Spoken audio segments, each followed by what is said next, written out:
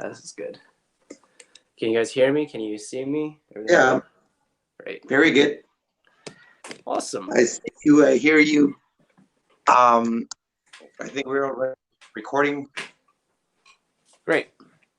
No, not yet. Okay. Yeah. Let me open the pad for the questions.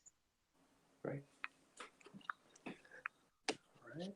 Let's see. Is there a way to? Okay. I'm not going to try to move around too much. I see him. So I'm in front of a window, so the brightness is kind of Don't worry. It's good. It's good. good. Okay. So let me introduce you with these guys. In Spanish, obviously. Then we'll start with the interview. Right now, we are exactly 14 people listening. We expect to have more in a little bit more time. And well, chicos, ya tenemos aquí al señor Dennis Kim, que está con nosotros el día de hoy. El señor Dennis Kim se especializa en magia cerca. Trabaja para muchas empresas, para bodas, para fiestas en la ciudad de Nueva York. Está trabajando con algunas empresas, haciendo videos, contenido, con Series 11. Entonces, tiene mucha experiencia en la rama de close-up y mucha experiencia también en la rama de magia corporativa. Y pues bueno, vamos a dar la bienvenida aquí al señor Dennis Kim, que nos va a estar con nosotros respondiéndonos las preguntas de la entrevista que ya conocemos un ratito para conocer más acerca de quién es en sí Dennis Kim. Okay, so Mr. Dennis, we know you have different experience in corporate magic, parties, but you specialize in close-up magic, right? Yeah. You've worked for many enterprises, right? Doing like shows for their events, and do you this only close-up, right? Yeah, I mainly do walk around for private events. Okay. For that. Very good, very good, very good. Okay, so the first question we want to ask you, that we want you to share with us, is how did you start in magic? Like, how was the way Dennis King found magic in his life? Sure. It's sort of a long answer, so I'll break it up so you could Okay. translate, right? I started magic when I was 9 years old. I have two older brothers, and actually my oldest brother does magic as well, or used to at least.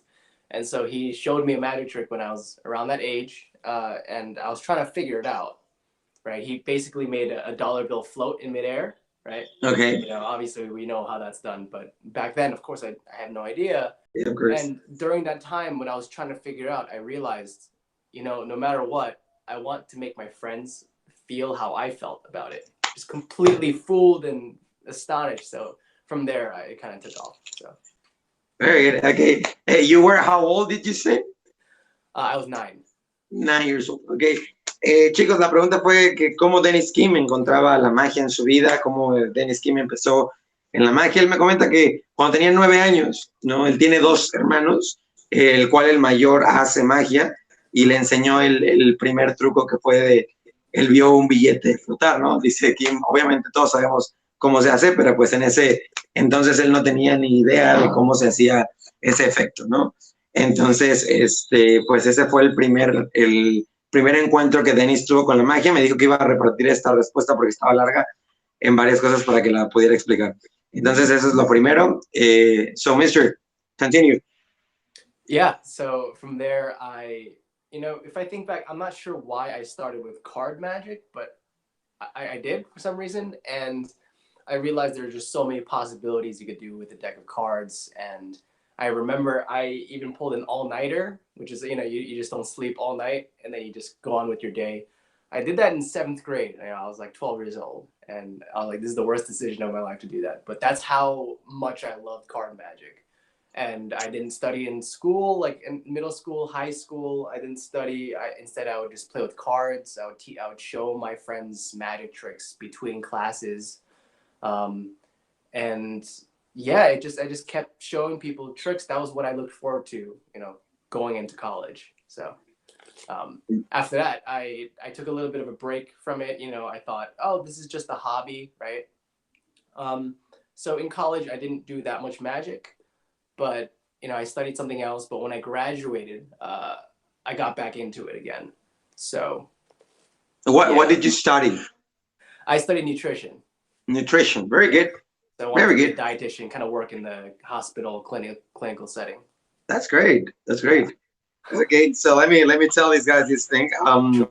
Pues me dice Dennis Kim que él no sabe por qué entró a hacer magia con cartas, no sabe cómo empezó a hacer magia con cartas, solo sabe que pues empezó, él tenía 12 años y dice que él practicaba, ¿no? Practicaba mucho, que de hecho tuvo así episodios donde no dormía por practicar, ¿no? Entonces, así estuvo todo lo que fue secundaria y prepa, dice que no estudió mucho, que se la pasaba enseñándole magia a sus amigos, que luego descubrió que para él solo quería que fuera como un hobby, algo así, y lo dejó un rato. Cuando entró a la universidad, pues no le mostró mucha magia a sus amigos, pero después de que se graduó, retomó la magia.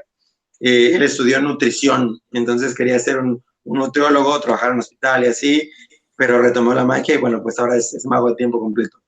Lo que me comentaba, algo muy importante que me dijo Denis, fue que él hizo magia, empezó a hacer magia porque él quería que toda la gente sintiera lo que él sentía, ¿no? Entonces, eso me causó mucha variedad porque es lo que yo pensé la primera vez que hacía magia. Entonces, pues ahí está la respuesta de Denis. Dennis, I was telling these guys that for me it was so important that you said, like, I wanted, all you cared was other people feel what you felt when you sing magic, right? And it shocks me because when people ask me why am I a magician, I always say that I saw the first trick with one guy at Starbucks that did an ambitious card to me, right? Yeah. So I was like mind blown, and then from that instant I said, like, I want to do this because I want people to feel what I just felt, right? Mm-hmm. And that's an answer that didn't any magicians that we had interviewed never say that, like, exactly the same way I think it. So I think it's really, really nice to find the same one, right? Absolutely, yeah. It's such a different and unique feeling that it's hard to describe unless you have it happen to you, and so you just kind of want to bring that to everyone else, you know. Exactly. Yeah. Exactly. Okay. So you ended up in, well, being a full-time magician after you graduated college. Yes. Right. Very good. So in the first beginning, you told us about your brother, right? That he showed you the trick with the beetle floating. That was your first kind of magic. But then, which were your magic references, like books or of magicians? Yeah. ¿Cuáles fueron tus referencias? What were your references? I think the two biggest references for me growing up was one, Paul Harris, his 3 Art of Astonishment books. I'm sure we're all kind of familiar with Paul Harris. Paul Harris, yeah. Have you heard of him before, or? It sounds familiar. I'm not really sure about it. He's like a really old dude with like a beard, and he always has these really, really like weird, wacky magic tricks and ideas and things, and you might see in some like marketed tricks, like Paul Harris Presents. And okay. You know, and so I read those 3 books multiple times, and the reason is because those ideas were so weird that it gave me the thought process of like a magician, the creative mind behind what it takes to make a magic trick kind of unique in that way, kind of taking a weird idea and trying to translate it into a workable trick. So there's that, Paul Harris, right? Art of Astonishment. And then 2 was Daniel Garcia, his project volumes. Daniel Garcia. Oh yeah. Well, 1 through 3, and then his 4 to 6 came out later. I watched all of that, and you know that those are all super, super creative. He kind of walks you through how to do them, but also gives you a little piece of like his mind and how he came up with all this stuff. Yeah. And so not just those project volumes, but Danny Garcia, he created a lot of other things, you know, like Torn 2, Fallen, other things, right? So those were your references. How old are you, Mr. Kim? Right now? Yeah.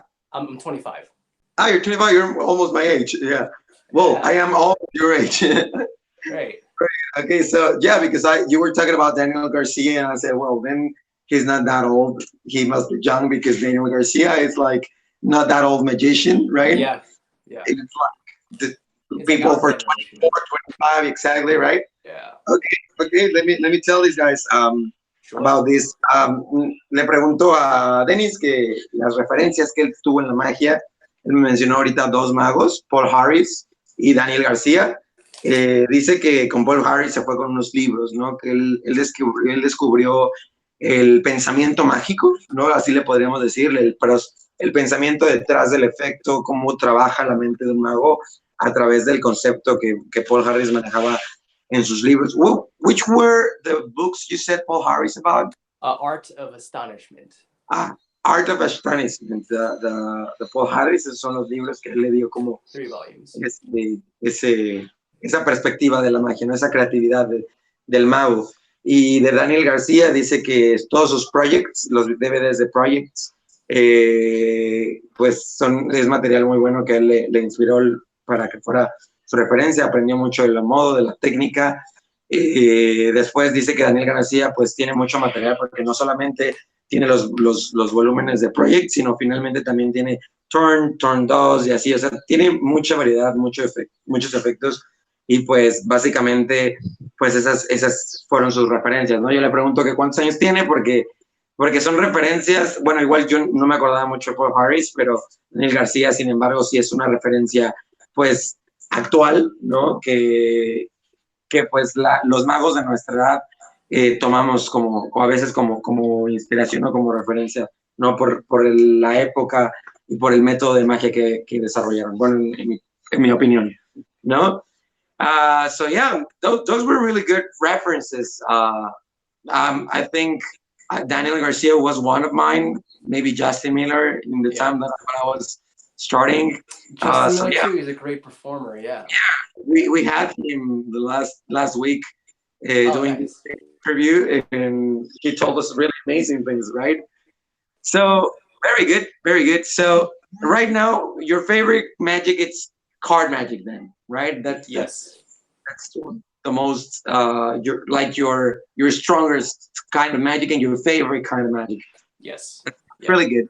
Now, we all have effects, right? Magic tricks that we see and we get in love with magic. They do a markup in our lives, right? For example, for me, it's the ambitious card because it was my first contact with magic, right? And then I think card to pocket, it's another one that I saw personally for the first time, and I said, like, what is going on here, right?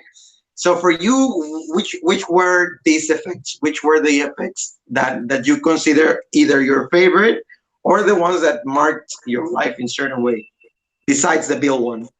Ooh, yeah, this is a difficult question. So many different tricks and effects and routines by so many different people. I've had different favorites all throughout the years. Some that I've obsessed over, and then kind of like, moved on from. I will say, one of the things, definitely, of course, ambitious card was, of course, one of those things, especially in my earlier years, because it's just so easy. You can customize it any way you want. And if anything, that trick taught me how to create routines. It's not just, oh, the card comes back to the top. Okay, here's the next trick. It's like building, like making it stronger and stronger. So there's that, and of course, card to mouth, which also you could do an ambitious card, which then led me to card to pocket, which is funny because you mentioned that. And I was able to tailor a card to pocket routine over the years. And that's one of the things that I love doing so much when I'm doing gigs, walk around kind of stuff. I used to be an entertainer at a museum in Manhattan. And so I'd perform for about 5 to 7 hours a day. And that was one of the big things I would do because I don't need a table. It's highly interactive with the audience and things. So, just to keep it short, yeah, I'd say card to pocket as well is one of the things that definitely is a staple in my repertoire. Very good. So basically it would be the same, right? Like ambitious card and card to pocket. Absolutely, yeah. It's very basic, good. But it's strong. It's basic, but it's beautiful, right? Yes. It's so strong, as you say. Yeah. Pues chicos, comentaba a Dennis, ¿no? Que todo mundo o todos como magos tenemos efectos que marcan nuestra vida, efectos que una de dos, o nos conectan más con la magia, o simplemente nos impresionan tanto que decimos, wow, este es uno de mis efectos favoritos, o nos generan reacciones con los espectadores muy buenas. Entonces denominamos nuestros efectos favoritos. Yo le comentaba a Denis que mis favoritos eran, como ustedes ya saben, la ambiciosa y el Card to Pocket, y resulta que para él también, ¿no? Dice que para él el truco de la ambiciosa y el Card to Pocket pues son muy fuertes, son muy simples, pero son muy fuertes. El Card to Pocket en su tiempo cuando él iniciaba, él decía que era muy fácil, ¿no? Y que más que nada ese efecto te enseña la cuestión de la creación de una rutina, la creación de no solamente hacer un truco y que la carta sube y ya vamos al siguiente truco, no, sino realmente te puedes tomar el tiempo para diseñar una rutina, tanto en speech como en fases. Entonces, es una rutina muy dinámica con los espectadores, ¿no? No necesitas una mesa.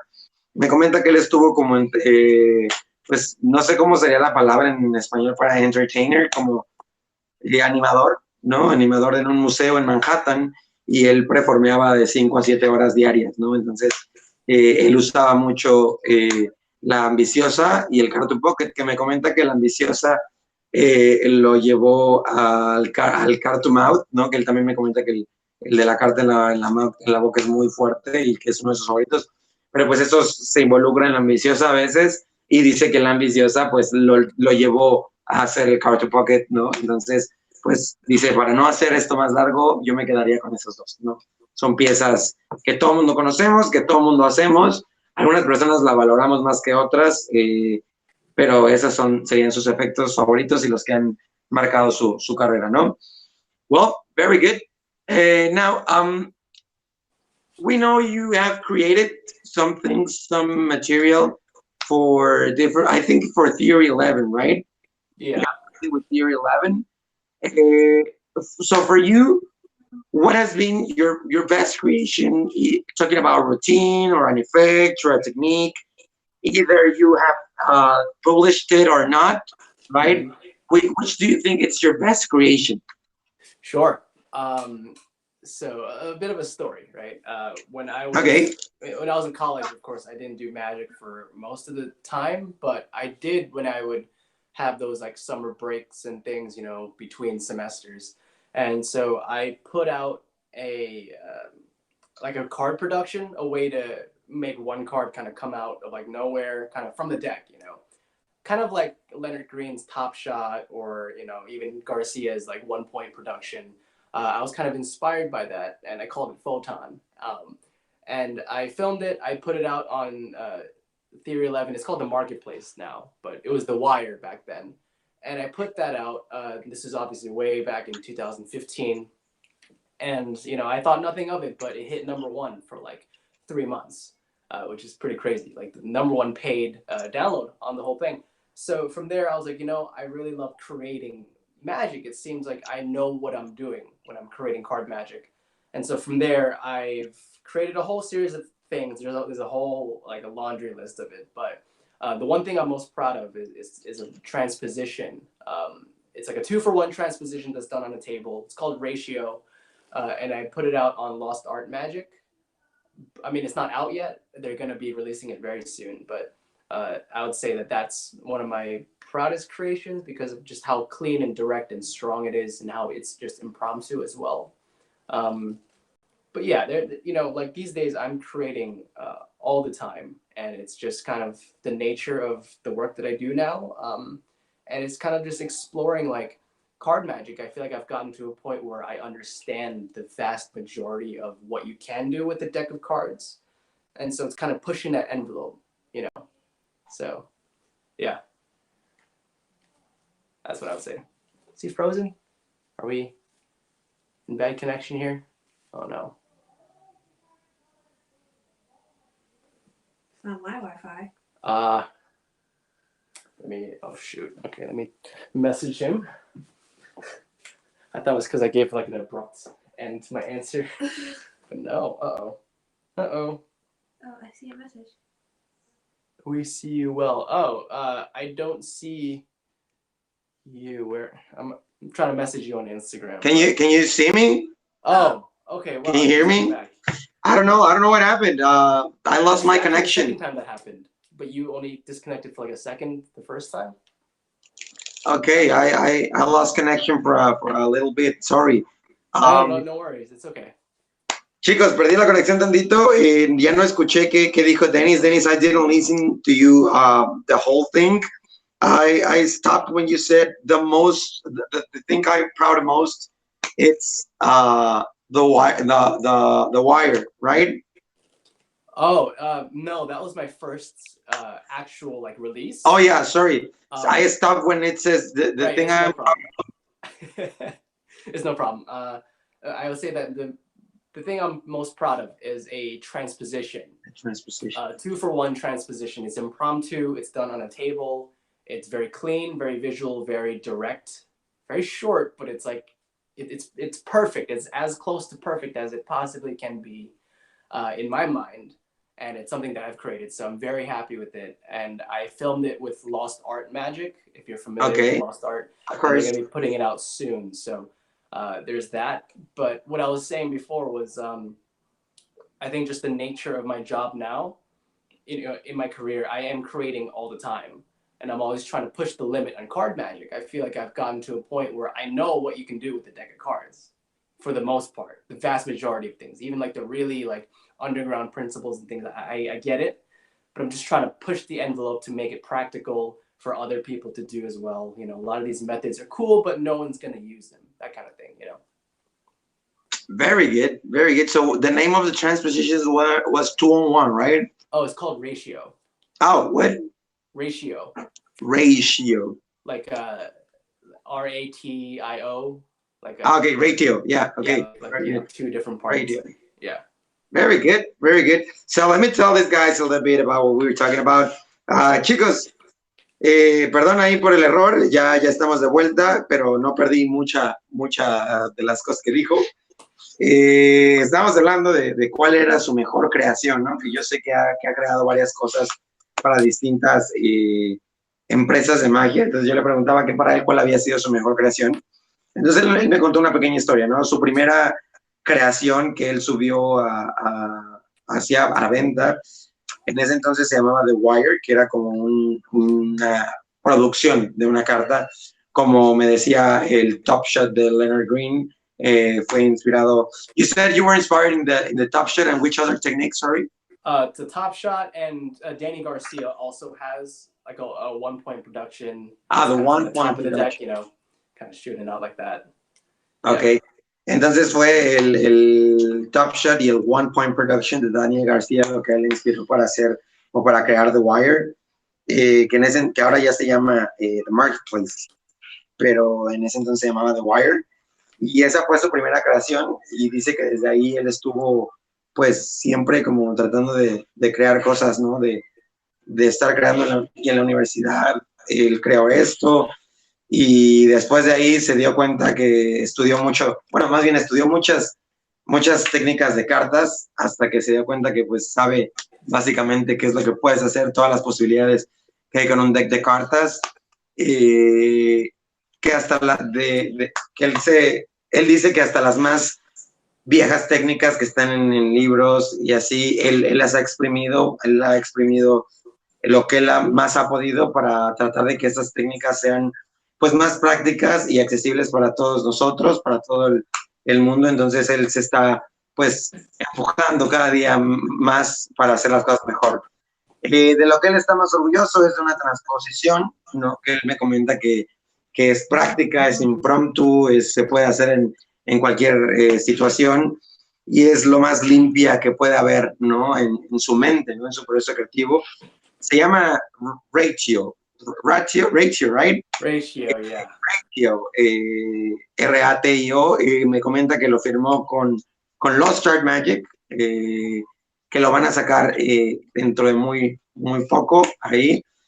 No sé si nos quiera mostrar cómo es el efecto, o sea, si nos quiera mostrar un poco del efecto. Ahorita les vamos a preguntar si quiere darnos un preview, ¿no? Aquí. I don't know, Mr. Dennis, if you feel comfortable, like performing that transpo. Oh, like, sure. Yes, just like our preview, right? Sure. Yeah, that could work. Let's see. I'm gonna need a table, so let's try it on. Let me move this so you guys can see it. Let's see. Let's try it over here. Hold on. All right, right here. Can you guys see this? Yes. Just make it a little bit more like this. I think this should work. All right, great. This is actually usually not an angle I would do it at, but here I have 2 red kings, yeah, and we have a different card. And this is the ace of spades, right? So that's the odd card. So 3 cards, nothing more, nothing less. We're gonna try to separate the elements. Let's take the ace of spades. It's different. So we're gonna take the ace and we're gonna isolate it away. And what I'm trying to do with the king of hearts and the diamonds is to get them to switch places with the ace. Make sense? Yes. All it takes is, you see, 2 for 1. If I just give it a bit of a wave, let's see, 1 for 2. Ah! Oh, don't worry. That was good. That was great. Yeah, but that's basically the move. I mean, we're all magicians here. It's kind of from there to there. 1 for 2. So that's the basic gist of the transposition. That's great. I like it. Yeah. Okay. How do you think? What do you think, guys? Que bien, the chicos está very good. Very good.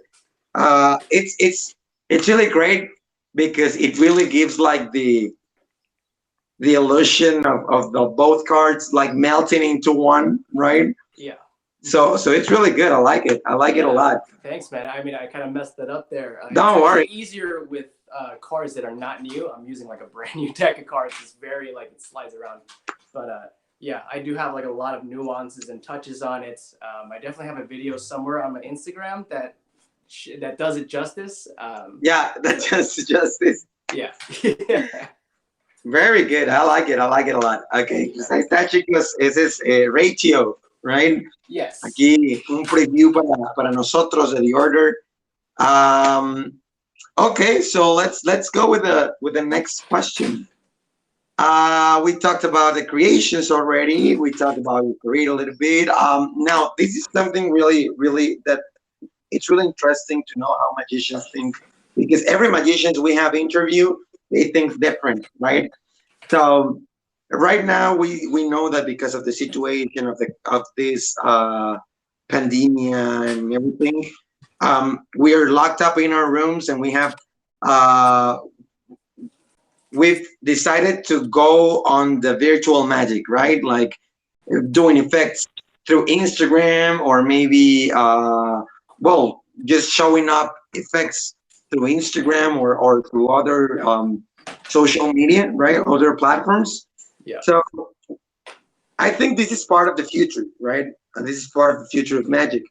But how do you see magic in the future? In which direction do you think magic is going to be within some years? Right. This is a great question. I've been thinking about that a lot, actually. This has been such a different, I don't know exactly what it's like over there, but I'm sure it's very similar as what's going on in the US. Everything's completely just, we're still at home. No stores are open. There's still social distancing. And to me, when I'm, keeping up with the news every now and then, and I'm really thinking about just history, right? Just thinking to previous epidemics and other things that we would learn about in like history class, and just the general direction of where things go, and thinking about a lot of other tragedies in America. I think that this is going to be for a very long time, that social distancing and people are going to be afraid of being close to each other.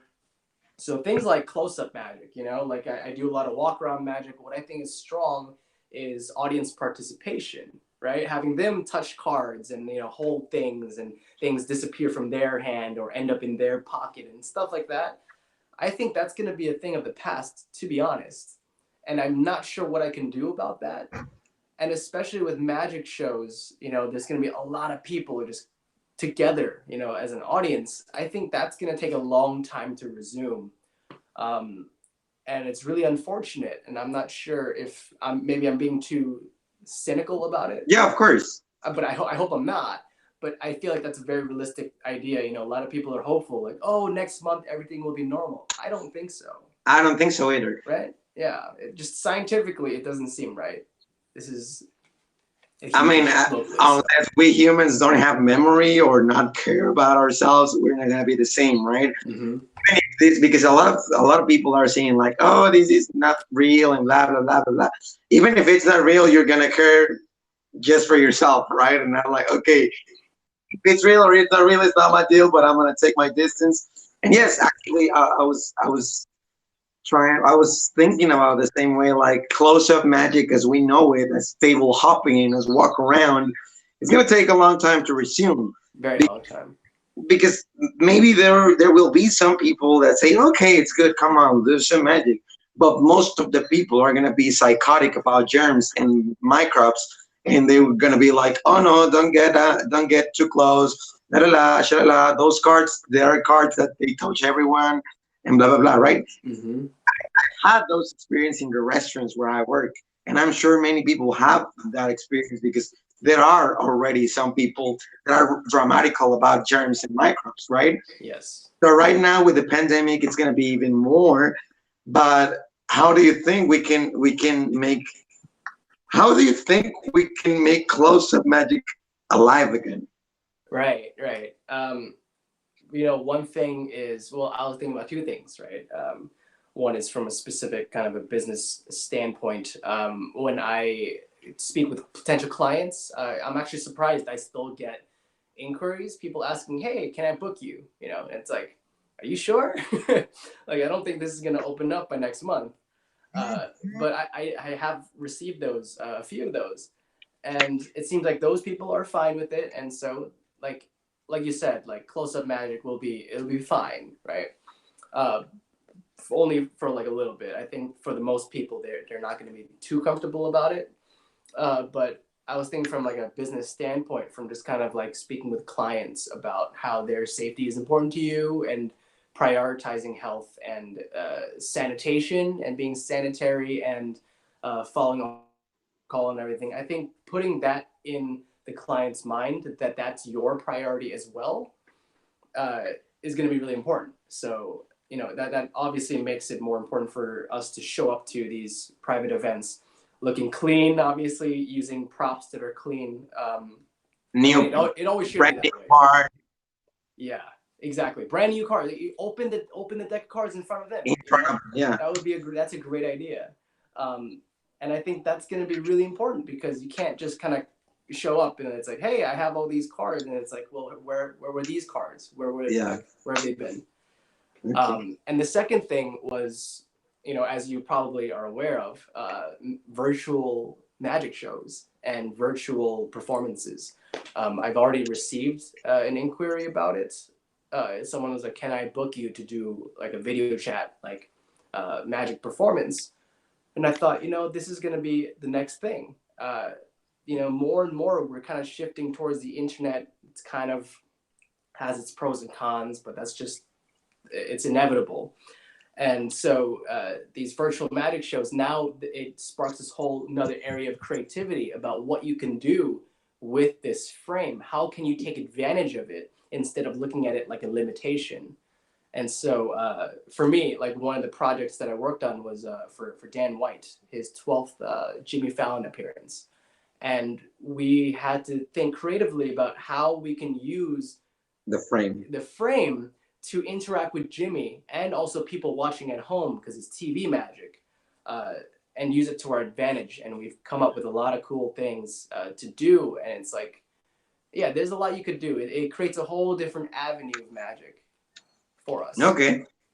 Yeah, I know that's sort of a long answer, but no, it's good. It's good because now we go deep into that topic, and I like it because, totally. For example, that was the answer that I wanted, like virtual magic, the frame thing, and everything like that. So let me tell these guys, chicos, perdón por tardarnos tanto en esta traducción, pero es que tenía yo que obtener la respuesta que quería. Estuvimos hablando, Denis y yo, de la cuestión de que ahorita, pues, la cuestión de la cuarentena y la cuestión de la situación con el COVID y así, pues nos orilla a utilizar nuestros recursos digitales, como es lo que estamos haciendo nosotros para llevar hasta ustedes, pues este tipo de cosas, ¿no? Estas entrevistas, para compartir pensamiento. Y llegamos a la conclusión, Denis y yo, que efectivamente la magia close-up va a tardar algún tiempo en volver a retomar su curso como lo conocíamos, puesto que la gente va a estar más alerta en cuestión de gérmenes, de microbios, de microorganismos, no van a querer que se acerquen tanto. Para nosotros en general, o para los magos que hagamos close-up en restaurante, que hagamos table hopping, va a ser un poco difícil porque pues la gente igual y no va a tener esa aceptación. Yo le comentaba a Denis que a la fecha yo tengo clientes o yo tengo espectadores que a veces no quieren, o sea, no quieren agarrar las cartas porque piensan que todo el mundo las ha agarrado, porque tienen alguna fobia con las bacterias o algo similar. Entonces, ahorita tras esto, pues todo el mundo va a estar más alerta. Denis dice que mucha gente piensa que en un mes y medio ya todos vamos a salir y todos vamos a convivir igual que antes.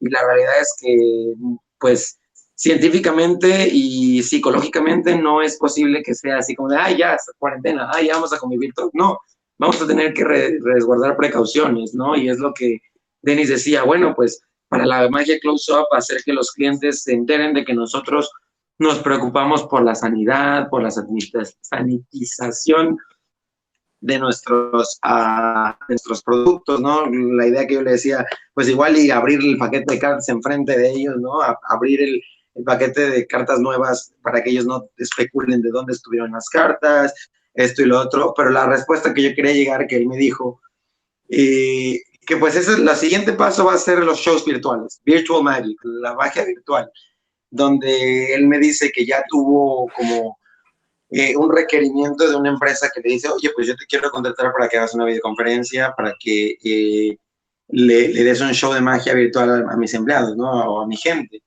Y entonces, eso es lo que él cree que va a seguir ahora, ¿no? Los shows virtuales y definitivamente, pues tener que tener en mente que vamos a hacerlo tras una pantalla, ¿no? Y aprovechar este cuadro, ¿no? Este marco que nos da y no verlo como una limitación. Me comentaba que él trabajó con Dan White, ¿no?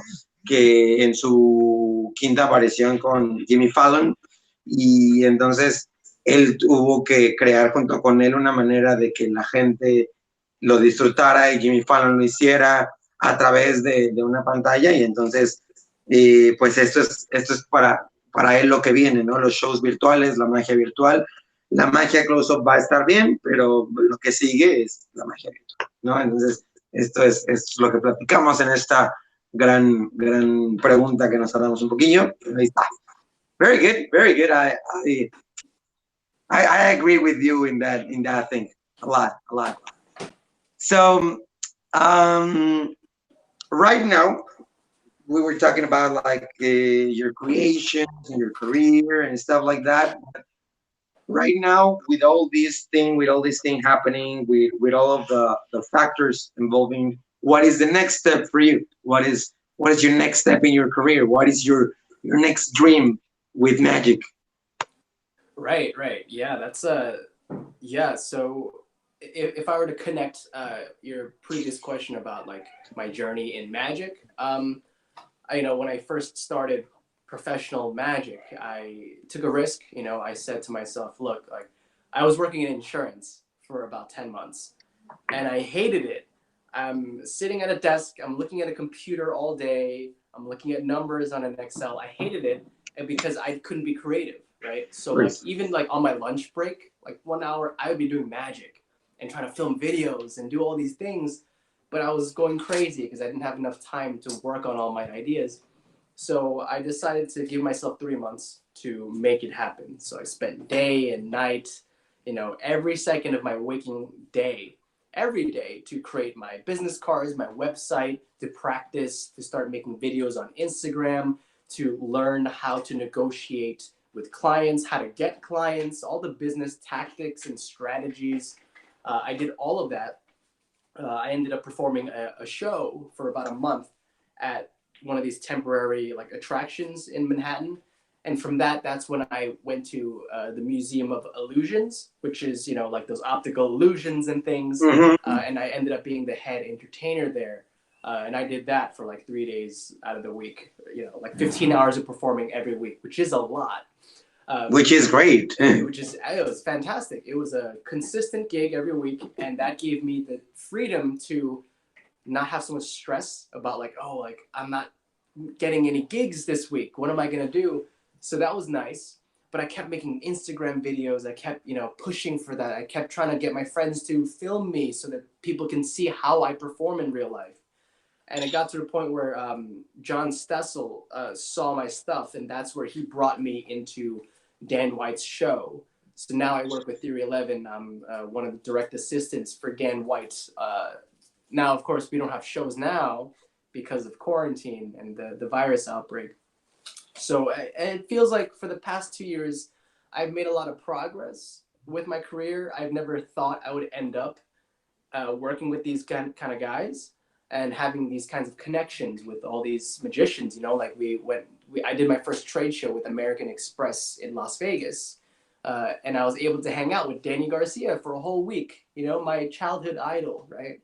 It was Danny Garcia and Blake Voigt, Robert Smith and Dan White and Adam Wilbur, Scott Tokar, and like all these people.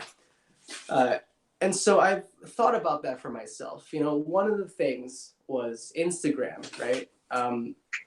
My primary reason for using Instagram was for exposure. It's kind of my portfolio. You go to my Instagram, look, this is the kind of work I do. If you like it, you can hire me. And I've been getting gigs through that. But I'm kind of going on like a different creative avenue because we are just at home. And I'm trying to think, okay, like I don't want to become like a Julius Dean, right? Where it's like, you do these quick videos like a million times a day, like, oh, look, watch, it changed. And then someone else is like, oh, like I don't want those kinds of videos. It's creative, sure. But to me, it's like, it's not deep. It's not real. High level magic. It's not high level. It's quick entertainment, which is hot right now. But for me, I'm more of I'm an artist with this kind of stuff. Even if it's not fun and quick and like I'm posting every day, that doesn't matter to me. I want to create a masterpiece, right? That's kind of what we all want to do as performers, as artists, as professionals in this field. So it's kind of like I'm trying to see what direction I want to go. For example, I really like what Kalen Morelli does. He kind of disappears for a while and then he comes back and he has a completely different perspective on magic. His Instagram has been blowing up because he's doing a lot of weird ideas, and I love that. I know. The nothing experiment, right? Yeah, the nothing experiment. Right. Exactly. So it's like that kind of stuff. I want to transition to that, and I want to continue working with these revered individuals like Dan White, and continue to learn from them. How did they become so successful? How did they keep a career for 2-3 decades? So that's kind of what I'm going for right now. That's very good. That's really good. So let me recap these guys about this. La pregunta que le hicimos a Dennis fue ¿cuál era el siguiente paso? ¿No? Me he dado cuenta que Dennis es un hombre que le gusta decir el trasfondo de las cosas, entonces pues él me dijo que todo empezó, ¿no? Que teníamos que retomar, ¿no? La historia de su carrera, donde él dice que, ya saben, después del colegio, pues, bueno, de la universidad no hizo tanta magia, luego lo retomó y así. Y dice que él saliendo el trabajo que tuvo era en una aseguradora y que a él no le gustaba, ¿no? No le gustaba estar sentado todo el día enfrente de una computadora viendo números, lo odiaba, ¿no? Y eso fue, pues, el parteaguas para que él dijera, no, pues yo quiero hacer esto, yo quiero hacer magia. Entonces empezó a practicar, empezó a practicar mucho, a diseñar sus tarjetas de prestación, a diseñar su página de internet, le metió, ahora sí, como decimos acá, le metió ganas, le metió pues acá a su sueño, ¿no? De ser así, y él nunca se habría imaginado tener el impacto y el alcance que tuvo. O sea, dice que su primer show así como más chido fue con American Express en Las Vegas, donde él tuvo la oportunidad de convivir con Dani García, con Adam Wilber, pues con sus inspiraciones, ¿no? Con sus inspiraciones de niño, ¿no? Con sus ídolos de la magia. Entonces, pues él no se imaginó eso, ¿no? Eso se ha convertido pues en su todo, ¿no? Y él comentaba mucho la cuestión de entretenimiento en Instagram, por ejemplo, él decía que él no quiere ser como Julius Dean, que solamente pues hace videos cortos y, mira, ya cambió y la gente reacciona y así, ¿no? Sino que él quiere ser algo más objetivo, algo que realmente sea más in, con más impacto, ¿no? Él mencionaba lo de Calen Morelli, ¿no? Calen Morelli es un mago que hace algo, luego desaparece y luego vuelve a regresar al mundo de la magia con otra perspectiva completamente diferente acerca de la magia. Y, por ejemplo, ahorita el The Nothing Experiment, no, algo así que se llama, que está haciendo en Instagram. Si no han tenido la oportunidad de verlo, por favor, vayan, véanlo. Está creando cosas muy locas, muy locas, y que nadie, yo creo, había pensado en esos conceptos como él lo está haciendo. Entonces, es más que nada él lo que quiere, ¿no? Darle una visión más a fondo. Él lo que ahorita quiere pues, pasar a eso de la cuestión virtual, ¿no? Pasar a eso de la cuestión de creación de contenido también, pero más con un objetivo lejos del entretenimiento fugaz, ¿no? Del entretenimiento rápido, sino darle más amor, ¿no? Más dedicación a esto. Y ese es el siguiente paso para Dennis Kim, ¿ok? That was good, very good. I didn't know a lot of things about, like, for example, that your show in Las Vegas, no, that was your first gig. You said uh, like more professionally speaking, right?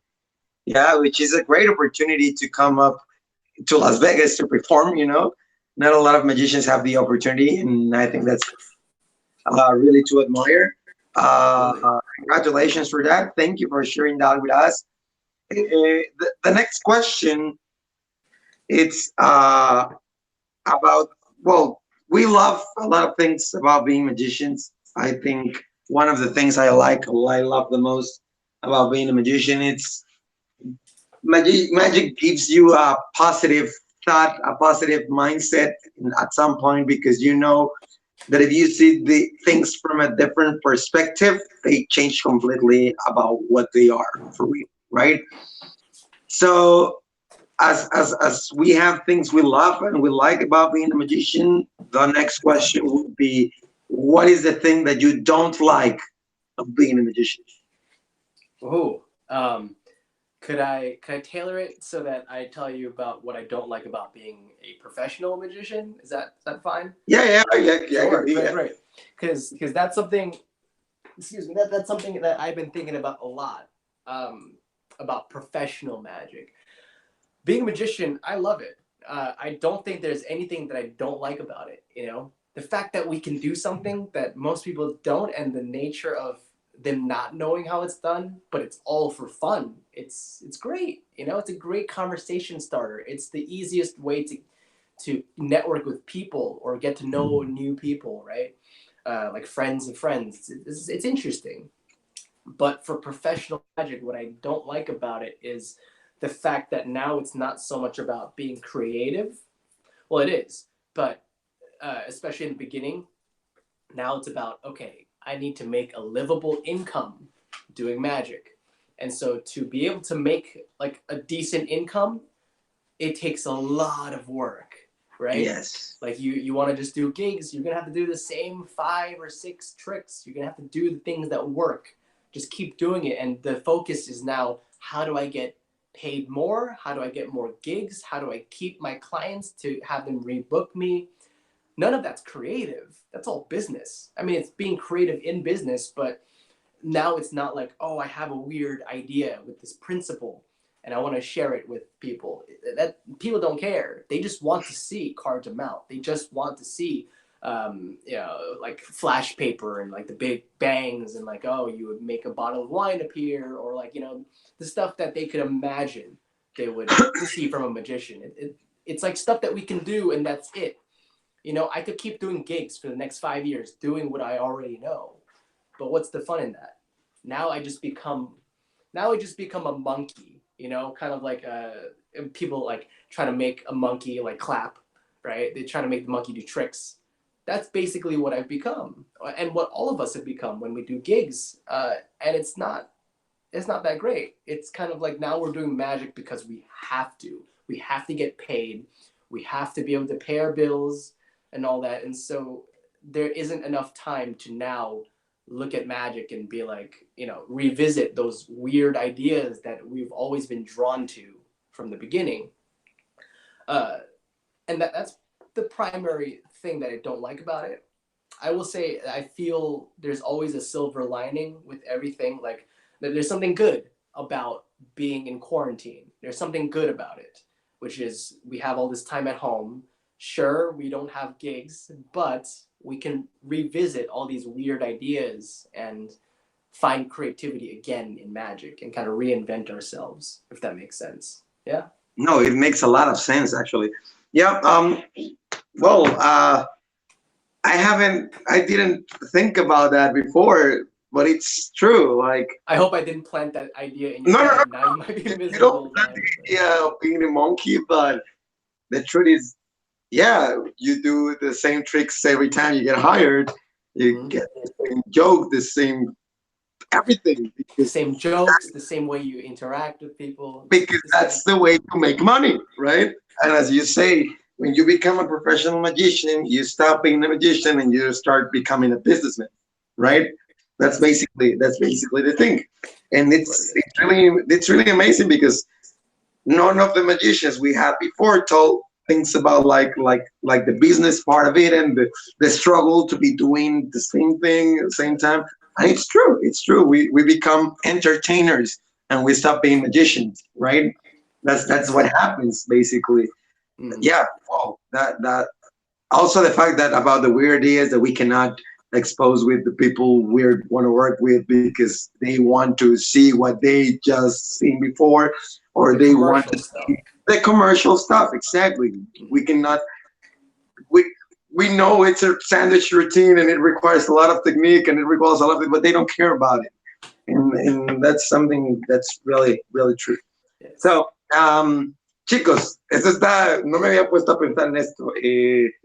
La pregunta fue a Dennis que no le gustaba de ser un mago y él dice que esto se divide, ¿no? Que a él no hay nada que no le guste de ser un mago, o sea, que todo es fantástico. La cuestión de hacer algo que nadie o casi nadie más sabe hacer y la naturalidad con la que la gente no sabe cómo está hecho lo que estamos haciendo, es simplemente genial. Él decía que es el mejor icebreaker, que es la mejor manera de interactuar con las personas, que es una buena manera de conectar y tener o hacer amigos. Entonces eso está súper chido, está súper increíble, pero la cuestión que él dice es que él nos podría responder lo que no le gusta de ser un mago profesional, ¿no? La cuestión de que cuando tú te vuelves un mago profesional y haces tus shows, la gente, o bueno, tú en cada show haces los mismos trucos, ¿no? Los mismos 6 trucos que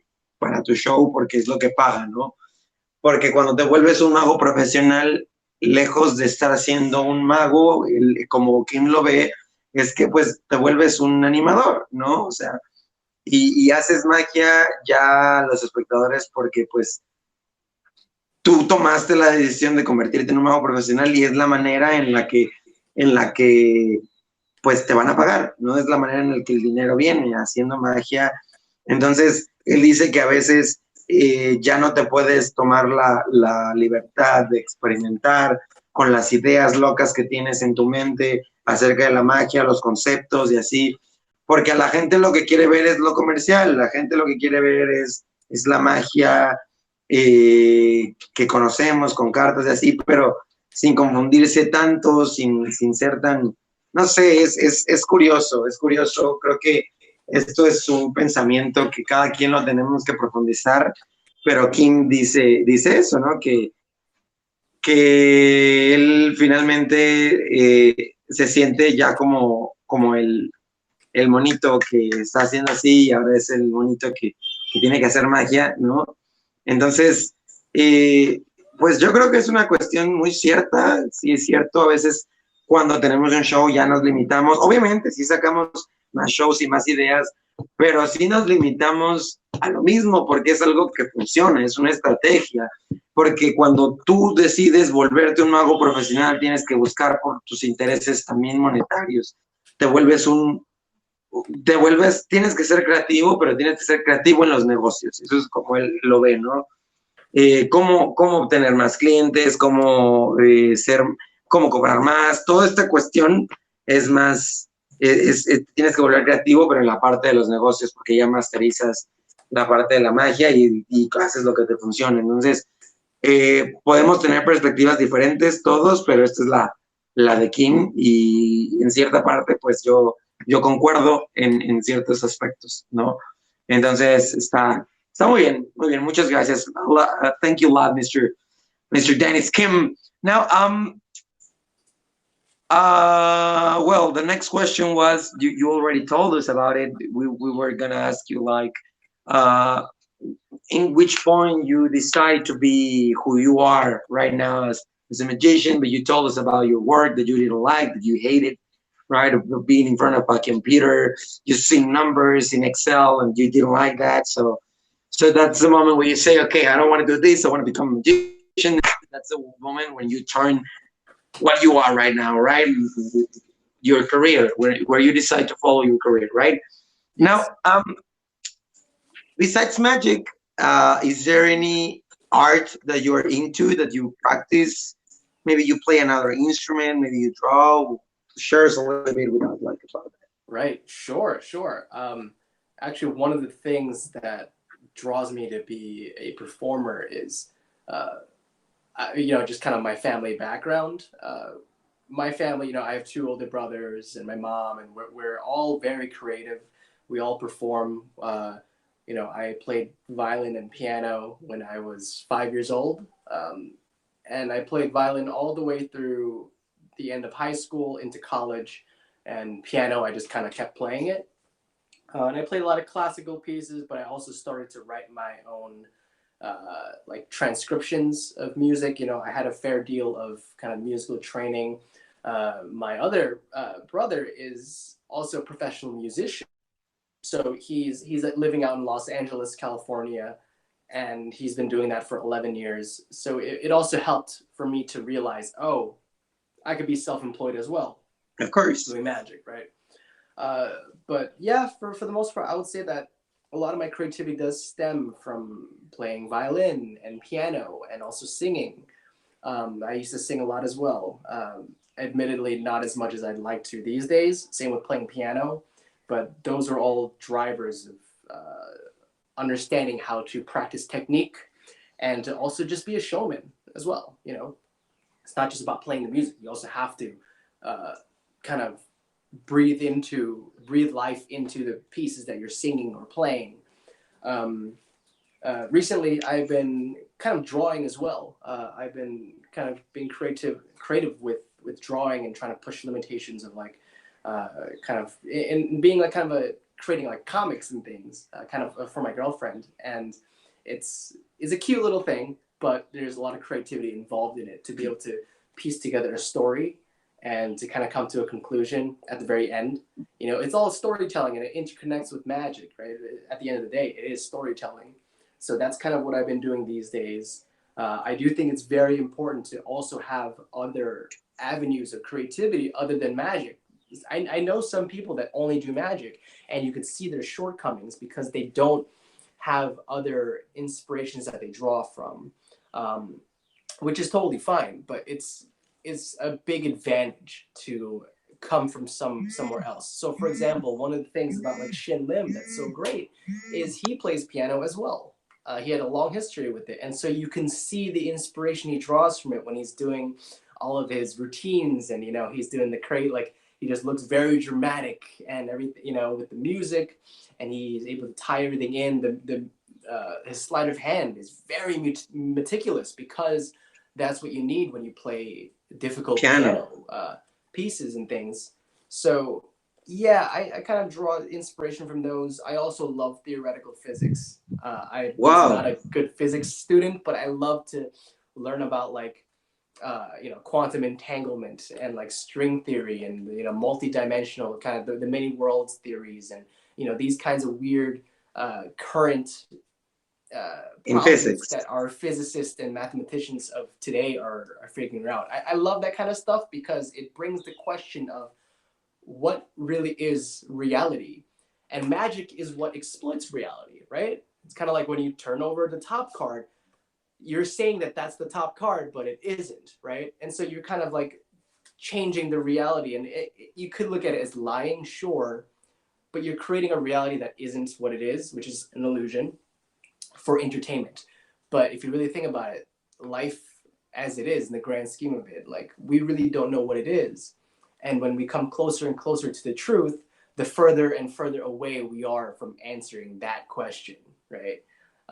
And it just fascinates me that we're able to take magic and, you know, for entertainment purposes, we create illusions of reality, right? For the sake of entertainment, but it's kind of this whole, it's a microcosm of the big macro scale of what life is, right? Like, what really is the point of life? What really are we spinning on this, in this solar system, on this rock that's floating around this giant other energy ball with these other flying rocks that are flying around this other thing, because we're in this galaxy among other galaxies that are part of a bigger universe that apparently is still expanding. It's like all these nonsensical things that turn out to be what really is going on. It's kind of magic in and of itself, right? So yeah, going on a little tangent, but it's something I'm very interested about. So wow, no, well, you're into a lot of things then. I didn't imagine about you being in how to say it, theoretical physics. Yeah. That's interesting. It's fascinating. That's great. It sounds fascinating. I mean, we were talking about playing cards, and then we ended up talking about galaxies. You know how that's great. That's great. It's all connected somehow. It's all connected itself. Everything's related to magic. Magic is everywhere, right? That's we are magicians. We know that already. Yeah, it's wow. You left me speechless. Okay, let me translate this for these guys. Sure. Pues la pregunta fue si practicaba otro tipo de arte y resultó en cosas totalmente distintas. Bueno, ya nos comentó que él tiene un trasfondo de una familia donde todos son pues artistas, de cierto modo, desde su mamá a sus hermanos. Él tiene un hermano que es músico profesional, que vive en la ciudad de Los Ángeles, que ha estado haciendo 11 años esto. Él me comenta que desde pequeño tocaba el violín, tocaba el piano, también cantaba, ¿no? Continuó tocando el violín hasta la universidad, ¿no? Y el piano, pues ahí esporádicamente igual lo agarraba poco a poco, ¿no? Y él dice que está muy bien, ¿no? O sea, que está muy bien la cuestión de tener otro arte con nosotros, porque te ayuda a la cuestión de la magia. Por ejemplo, él decía que mucha de su creatividad viene de los instrumentos musicales. Él tomó un curso de música, hizo un trato por ahí. Entonces, también aparte de tocar en las piezas clásicas en las que él estudió, él también hizo sus propias transposiciones de la música, ¿no? Sus propios arreglos, y eso dice que mucha de la cuestión de su habilidad de creatividad dentro del mundo mágico, pues viene pues a través del arte. También algo que me comentó que me dejó así de wow fue que pues le gusta mucho la física, no sé, física teórica, así es como lo podría yo traducir directamente. Entró en un tema muy, muy amplio, que posiblemente podríamos tardar horas si siguiéramos hablando de ellos, de la realidad, ¿no? Él comenta que nosotros creamos nuestra realidad o creamos una realidad que no es la realidad con el fin de entretener. Y es cierto, nosotros los magos lo que hacemos es eso, creamos una realidad que no es cierta, pero con el propósito de entretener. Y a él le fascina mucho la cuestión de estudiar todas estas cuestiones de la realidad, que realmente qué es la realidad, los pedos interdimensionales. Me dijo algo, bueno, comentó algo de las teorías que cuestionan lo que vemos, ¿no? O sea, de la Tierra, cómo es que es cómo es que vivimos en una roca flotante que está girando alrededor de una fuente de energía, con más rocas flotantes dentro de una galaxia, dentro de más galaxias. Entonces no sabemos qué realmente es lo real, y eso es algo que a él le resulta fascinante.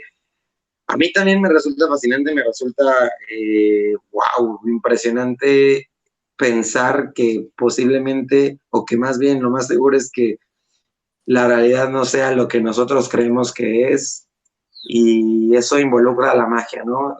Todo está, lo decía, comenzamos hablando de arte, en cuestión de entretenimiento, música, magia, y terminamos hablando de galaxias. Perdón, entonces, pues eso está muy, muy chido, muy interesante. Es increíble ver cómo todo al final se relaciona, porque al final eso es también es magia, ¿no? Pues muchas gracias. Thank you a lot for sharing that with us. You and I will have someday another conversation about physics and theory physics. I would love to learn a little bit about that. Sure. But it's really great to listen to people that besides magic, they have other interests and they think the way you think of reality and stuff like that. So thank you for sharing that with us. Now, we know when you, well, being a magician, being a professional magician, becoming a professional magician turns out to be really tough, sometimes really difficult, because sometimes you don't have the support you need, sometimes you don't have different things, right? Yes. So for you, have you had to sacrifice something for magic, or do you have the feeling that you have sacrificed things for magic, for what you want? So is the question like, have I sacrificed things that I want in my life Yeah, to like have? any that you feel that it's a sacrifice, like even if it's things that you wanted in your life, or maybe I don't know, relationships, I don't know, many things. Yeah, a lot actually. And I think about this often. It is a big sacrifice in a lot of regard to be self-employed. This is not just magic. This can be music. This can be acting. This could be any of those things.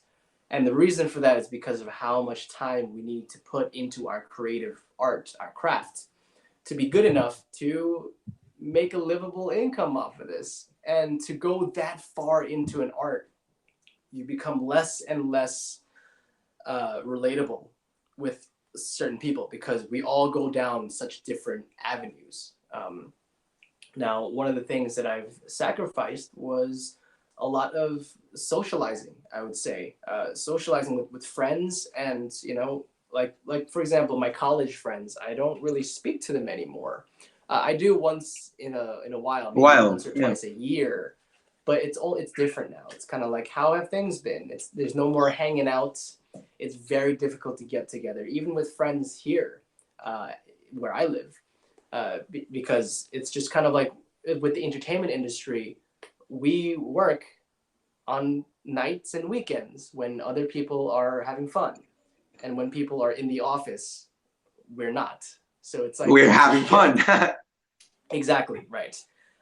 Or we take that free time and we continue to push into our craft, or we try to self-improve ourselves. One of the biggest things that I realized was a big determinant of success as a self-employed magician is discovering the self, discovering your own self, and going on a journey of self-improvement, creating better habits for yourself, and better not just time management and productivity and all that stuff. I'm talking about like health wise, because we want to keep our mind clear. And so our diet needs to be better. Our exercise needs to be better. If we have any bad habits and vices, we need to minimize that and try to curb that. And it just gets chaotic in the mind, you know, just the nature of our work, especially if we're being really trying to push to be creative in it. Like I can't drink anymore. If I'm being honest, I have drank a lot in, you know, previous years and just kind of like, you know, partying in like college and even afterwards. But I've gotten to a point where I can't, I don't feel good, and I don't I don't really have that much joy in that. But I remember when I first started this out, I couldn't go to hang out with my friends at a bar. I couldn't do that all the time because that was just a waste of my time. I'd be wasting a night that I could have gotten ahead. I'm very competitive in certain ways. I always have a mindset of if you just simply outwork other people, your competition, whatever that may be, it's a big determinant of where you're going to go. So I don't have competition. No one's out to get me or anything. But knowing that there are other working magicians in New York, what am I going to do to distinguish myself from them? How am I working harder? And in what areas? It's not just performing, it's also practicing, it's also being creative, creating ideas. It's a lot of things, right? And so it's a lot of like this time that we spend in private on these things that no one else cares about. No one cares about magic. If you think about it, the person that cares the most is yourself. And so to know that you spend that much time by yourself on this craft that no one else is going to care as much about, it's a huge sacrifice. And to answer your question more, like, you know, properly, I guess, more literally, I've given up piano. I've given up singing, you know, and I could do those things again, but just the time and just the headspace, it's just a whole nother avenue. Sure, I could play and do all these things a little bit every day, but it just doesn't come to mind anymore. I still reap the benefits of being musical, but it's just not the same. I used to play all the time. I used to sing so much. I used to love listening to all sorts of different music, but now it's a little different. Before this whole quarantine, I sacrificed a lot of my health as well, unfortunately. Like, I wouldn't exercise because I'd be walking so much out in Manhattan. You know, I'd be walking everywhere. You know, like on my work day, I'd be doing like 9,000, 10,000 steps just from work. And I'm on my feet all day. And so it'd be very difficult for me to also exercise separately. And so I think it's just because of this quarantine that I'm realizing, oh, these things are important, to exercise and take care of the body and know where our shortcomings are and where we're making excuses. Some people like to make excuses and be like, oh, you know, things didn't work out because it was outside of my control or things like that. But it's just like, sorry, I just lost my train of thought. Yeah, people just make these excuses. And I think that if we just humble ourselves and we have humility and understand that, you know, maybe it's better to assume that everything's our fault, then we could clear up all the BS in our minds about certain things to just try to be the best version of yourself. And so everything kind of falls into place. Again, I went on another tangent, but I hope that kind of answers your question. No, it's great. It's great the mindset you have, because everything is under our control that happens into our lives. I mean, I don't know if you are into the law of attraction and law of vibration and all those kind of things. Yeah, because I listen to you speak, and I realize you have all those things, because it's always about being the best of yourself, and always giving the best of yourself. It's going to require sacrifices. It's going to require things that you don't want to do. Requires things that you maybe want to do. Requires things that you don't even know you will have to do, right? Mm-hmm. But as you say, it's just trying to bring up the best and give the best of yourself, so that you can distinguish among others, right? And that's really cool. It's sometimes sacrifices are good, sacrifices are good when the purpose it's what you want, right? So let me tell these guys a little bit about what we've been talking in this question, because this question was great. It allowed me to know you better. Now, chicos, es muy interesante la mentalidad que tiene Kim acerca principalmente me encanta que use mucho la palabra creatividad, ¿no? Eso está increíble. La pregunta que le hice fue que qué habría tenido él que sacrificar, ¿no? Por la magia. Y él me pregunta que si era como sacrificio de algo que quería en su vida, o le digo sí, que es en general, ¿no? Que él haya sentido que tenía que sacrificar. Les voy a hacer la respuesta sintetizada, la respuesta concisa, y después me entro en detalles. Lo que él dice que tuvo que sacrificar básicamente pues fue tiempo de socializar con sus amigos, el piano, el cantar, estas cosas por el querer ser mejor y ser quien es ahora en la magia, ¿no? Entonces, él decía algo muy importante, es cuando tú quieres vivir, o sea, sí se puede vivir de la magia, puedes ser un mago que trabaja y eres eres muy bueno y vas y haces la vida, pero para hacer tu vida, o sea, para ser mago y ganar buen sueldo y darte pues la vida que quieres como mago, pues sí requieres de muchos sacrificios, y como él decía, uno de ellos es el tiempo de socializar con tus amigos, porque cuando tus amigos y la gente normal está afuera en un bar tomándose unas chelas y conviviendo y pariciando, nosotros estamos trabajando, pues sí, yo siempre he considerado que nuestro trabajo es diversión, pero sin embargo sí es sacrificio, porque muchas veces nos invitan a lugares que no podemos ir, y no es que no podamos, sino que no queremos, porque sabemos que si nos vamos a divertir con nuestros amigos, pues posiblemente estaremos perdiendo un día de producción, ¿no? De poder producir más. Entonces, él también dice que aparte de eso, sacrifica del tiempo, es también la cuestión de, ¿cómo podríamos decir? Por ejemplo, él dice que tomaba mucho, bueno, no tomaba mucho, pero que tomó en los años pasados, que ahorita ya no puede, porque no se siente bien haciéndolo, porque sabe que, pues, es malo, ¿no? Y que hay muchas cosas que no tomamos en cuenta por una u otra razón, y es algo que debemos de tomar en cuenta siempre para dar siempre lo mejor de nosotros. Eso es algo que él dijo que me causó mucho, que me gustó mucho, que él dice que se trata de dar siempre lo mejor, la mejor versión de nosotros, ¿no? Dice la única manera de sacar a la competencia, que él dice que no tiene competencia porque nadie está ahí con él como tratando de sacarlo, pero sabe que hay más magos trabajando en Manhattan, que sabe que hay más magos trabajando en Nueva York, es pues la dedicación. Y con la dedicación vienen muchos sacrificios de muchas cosas, ¿no? Entonces, es lo que yo le decía, es muy interesante hablar con él, porque él trae mucho la onda de la ley de atracción, la ley de vibración, donde sabemos que para que funcione tenemos que dar lo mejor de nosotros, y a veces para dar la mejor versión de nosotros hay que hacer sacrificios, hay que hacer cosas que no nos gusta hacer, vamos a tener que hacer cosas que digamos, wow, ¿qué onda con esto? Y vamos a tener que hacer cosas que ni siquiera sabíamos que teníamos que hacer, ¿no?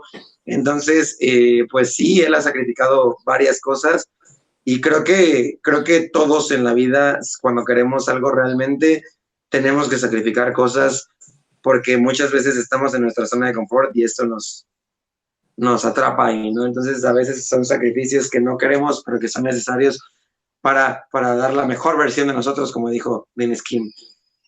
Wow, very good, very good, very good. I still fascinated with your mindset, because I've been working lately with these kind of things about the preparation, the motivation, give the best thing you can have, give the best version of you, because that's what's going to be the best for you. That's what's going to bring everything that you want along. When you take care of yourself, your temple, right? Everything flowers, right? And it's really good. It's really good to hear that from you. For sure, we have to have another conversation dipping into these topics. I would love to do it. Yeah. Well, the next question was, what would you consider was your seal, or what differentiates you from the other magicians? But you already answered that thing. like giving the best of yourself, giving the best, practicing, being creative. I love the thing that you use the word creative a lot. Like everything you speak about magic is about being creative, about and I don't know if I'm getting the idea correctly, because I think when you say creative is like when you give fully of yourself with that and trying to be better, right? Not the fact of create things directly, but the attempt or the intention to create, right? You That's got that right. the, Yeah. because being creative in the end, I could tell you I am really creative, even though I haven't created a lot of things in magic. I am always trying to do it, right? So for that, it's something that I think it's being creative, right? So Yes. that was the question, but you already answered, and I thank you for that. Like, let me tell these guys only that that you already did with the last question, right? So, chicos, la siguiente pregunta que preguntamos siempre a los artistas es, pues, qué es lo que los diferencia, ¿no? De los demás magos. Pues Denis ya contestó eso en la pregunta pasada, lo que él lo diferencia de los demás magos para él es que él siempre da lo mejor y la mejor versión de él para hacer pues lo que hace, ¿no? Su arte, la magia. Y esto es muy, muy importante, es lo que yo le decía que sí, o sea, que realmente lo que siempre te va a diferenciar es dar lo mejor de ti.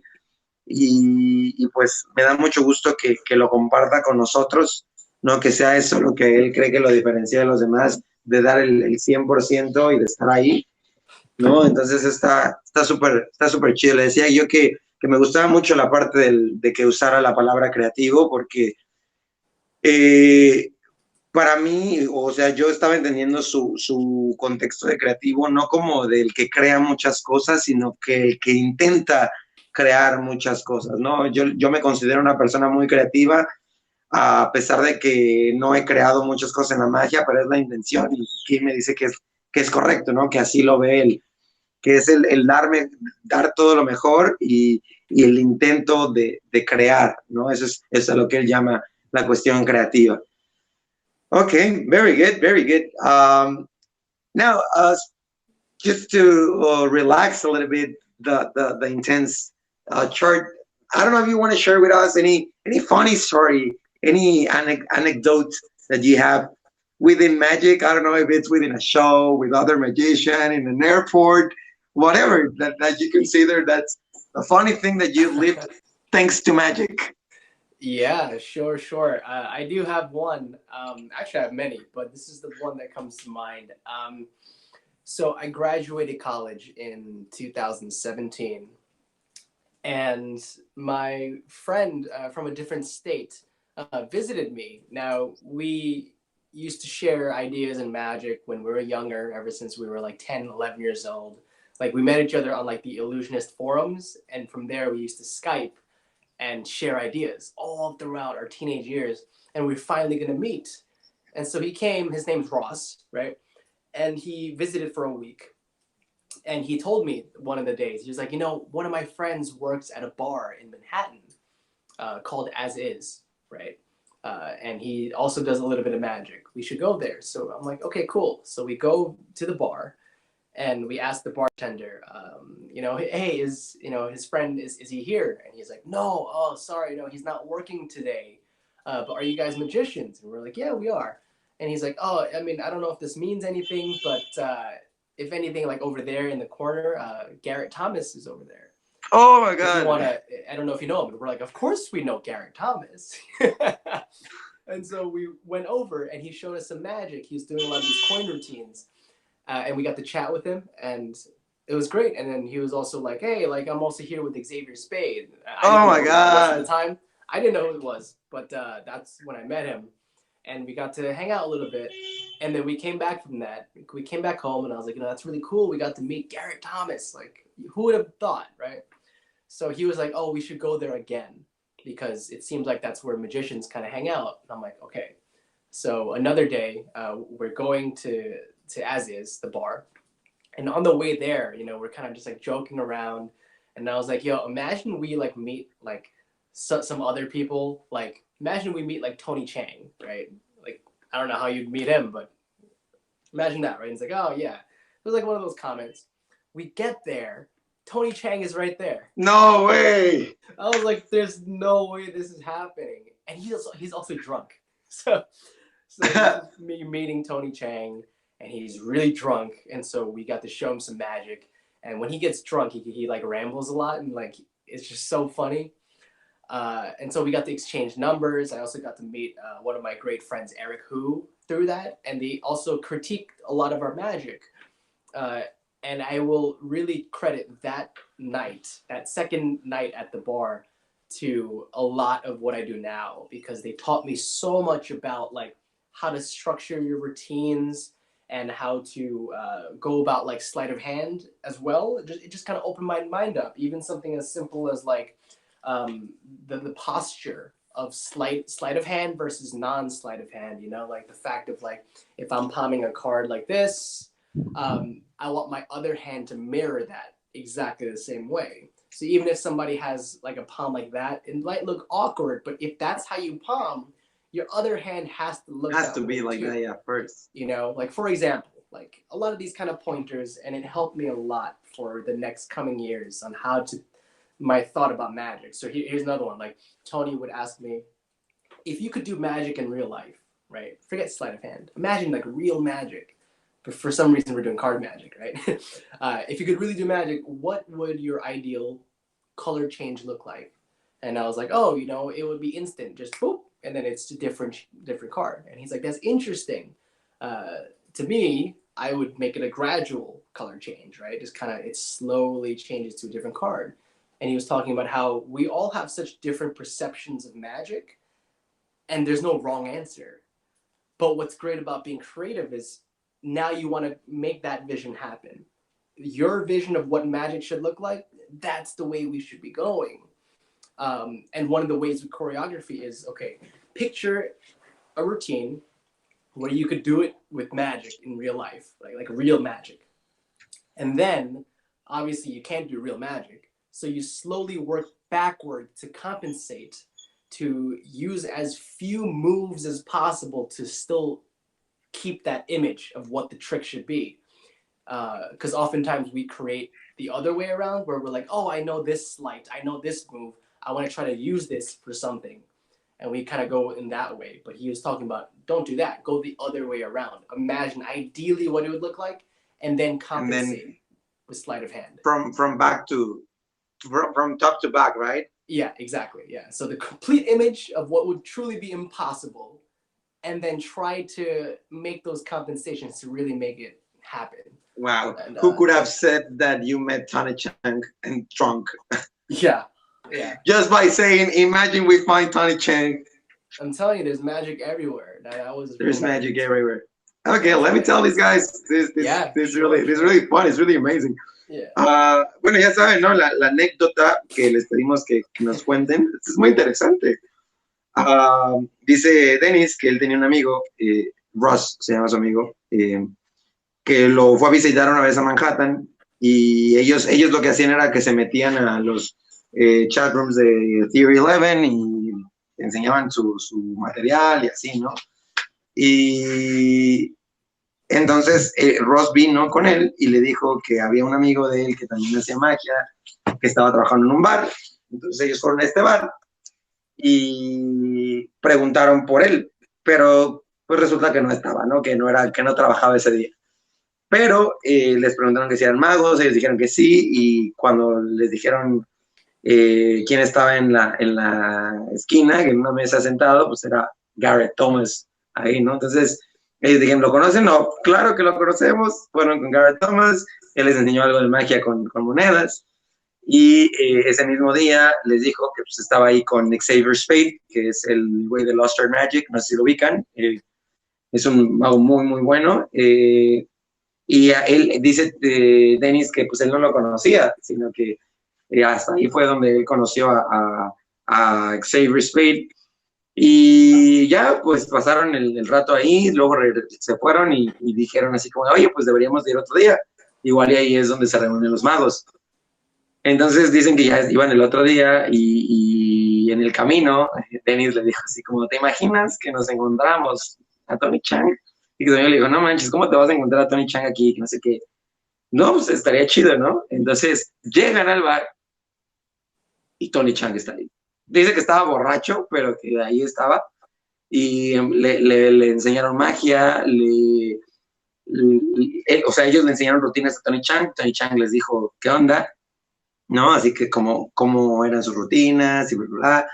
Y él me dice que esta forma parte también de lo que él es ahora, porque pues en ese momento ellos les dieron como el parteaguas de cómo crear una rutina, ¿no? De cómo hacer ese proceso. Entonces, él dice que él toma mucho de esa experiencia para lo que es ahora, ¿no? Que Tony Chang, de hecho, le preguntó así como pues la cuestión de explicarles lo que es sleight of hand, la cuestión con la habilidad de manos, trucos que no tienen habilidad de manos, y después Tony Chang le preguntó, a ver, si tú pudieras hacer magia real, o sea, olvídate del sleight of hand, si pudieras hacer magia real, ¿cómo se vería un color change? Y dijo Dennis que pues sería como instantáneo, ¿no? Y entonces Tony Chang le dijo que para él sería gradual, por ejemplo, que sería poco a poco, ¿no? Y que un consejo que le dio Tony Chang, o algo que le dijo Tony Chang, es que pensara como si él fuera un mago de verdad. Pensara cómo se verían las cosas si realmente él tuviera magia. Y de ahí tomar esa imagen y hacerlo en retroceso para hacer ese proceso creativo, ¿no? ¿Cómo se vería un sándwich, por ejemplo, si tuvieras magia real? Ah, no, pues así. ¿Cuál es tu idea idónea de un efecto de magia? Y a partir de ahí tomarlo hacia atrás y haciendo lo posible pues con la habilidad, ¿no? Con sleight of hand. Entonces eso es básicamente lo que él nos cuenta. Esa es una historia que pues aparte de increíble, ¿no? Porque es como de, pues imagínate que nos encontráramos a Tony Chang y ¡pum! Tony Chang, ¿no? O sea, ley de la atracción, law of attraction. That thing with Tony Chang was law of attraction.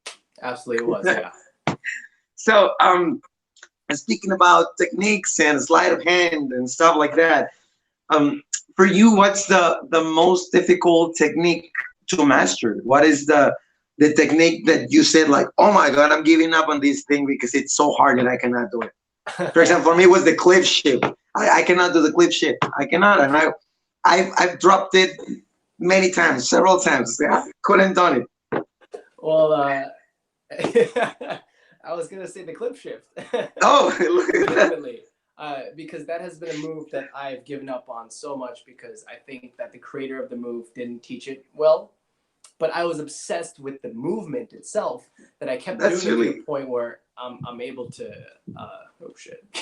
I'm able to do it. And it took me, I'd say, 3 years to get that down.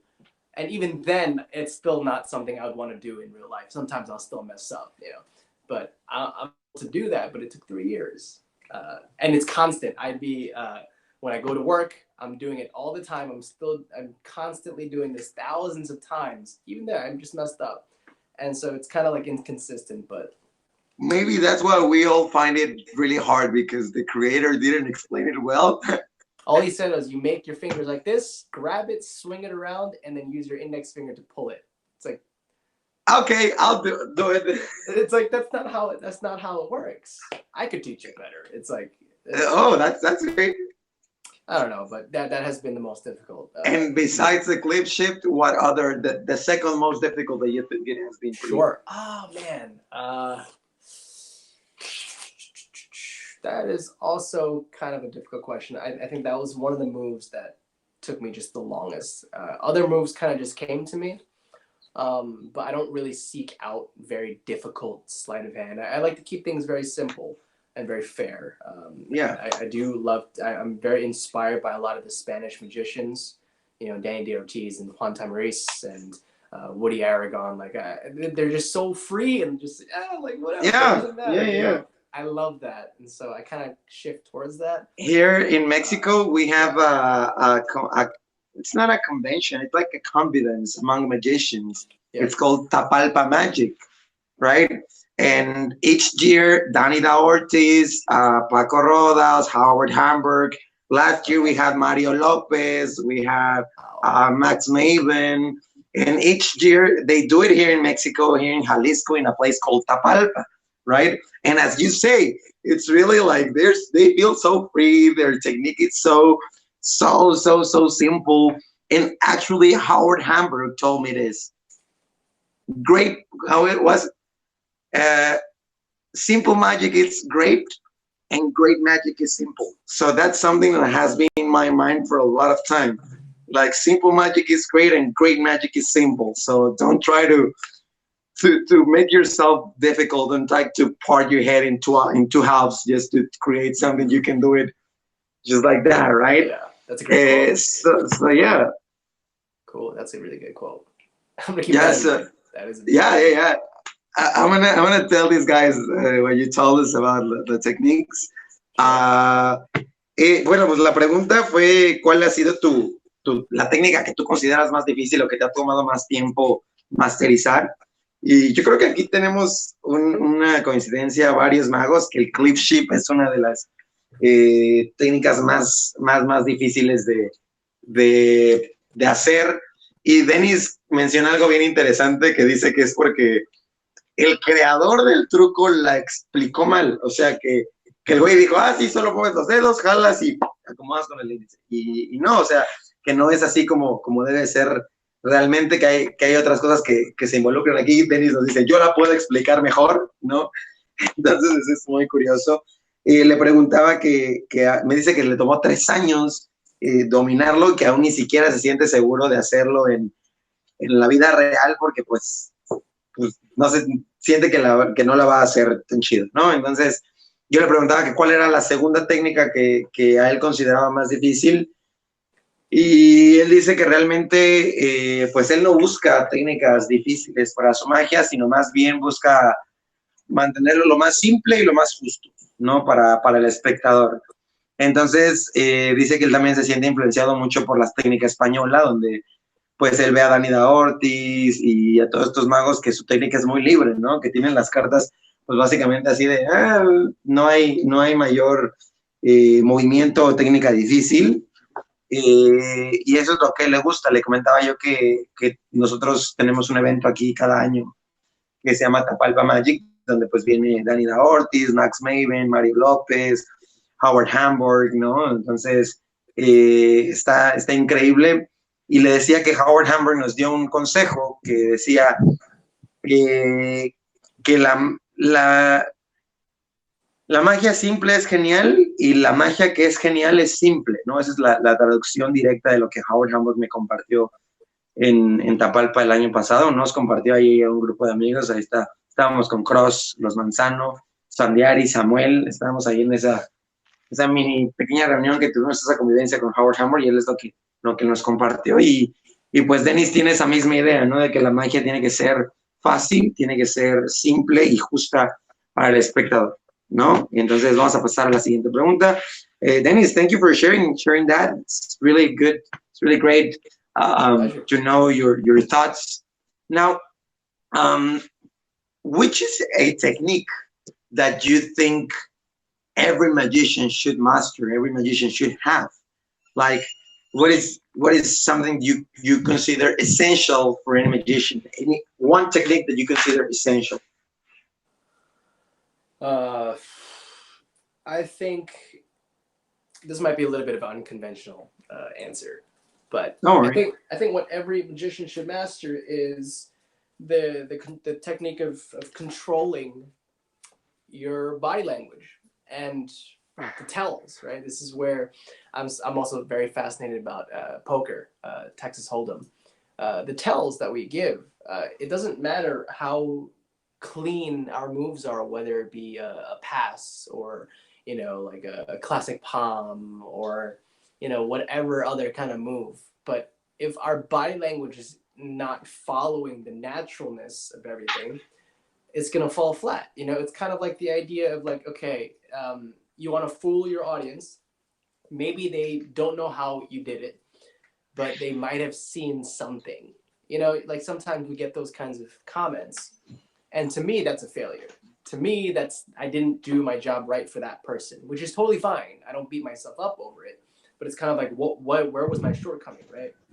And I think for a lot of people, especially beginners, this is why I say I think every magician should master this, because you see professional magicians, like we do it very well. But beginner magicians, when they're learning sleight of hand, they need to train their brain to not feel guilty. You're palming a card, so all of a sudden you feel like you're tensing up, that the shoulder muscles kind of come up. It's just everything's connected. The body and the mind are connected. And so to tell your brain, like, no, like relax. To relax, even if I'm hiding something, I'm hiding a coin, I'm palming a coin. Don't feel like I need to be so to hide it. Exactly. But in an attempt to hide it, our brain makes us want to hide it, and so that's a tell. And so people, they might not see the coin or the card, but they know something's up. That's the biggest thing, and I think a lot of us still make that mistake. And so it's a journey of learning how to correct every single one of those instances for ourselves. So I think that's so that would be the technique that you think we have to master. Yes. Pues lo que Dani nos comparte es que no es tanto una técnica de cartas ni mucho menos, sino más bien la técnica del lenguaje corporal, ¿no? De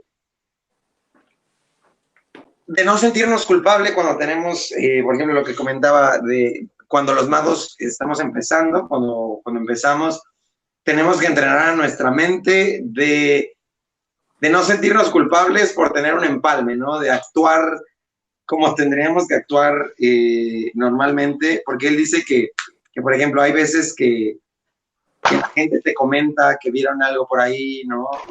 Y para él eso es muy, como le afecta, como siente que falla, ¿no?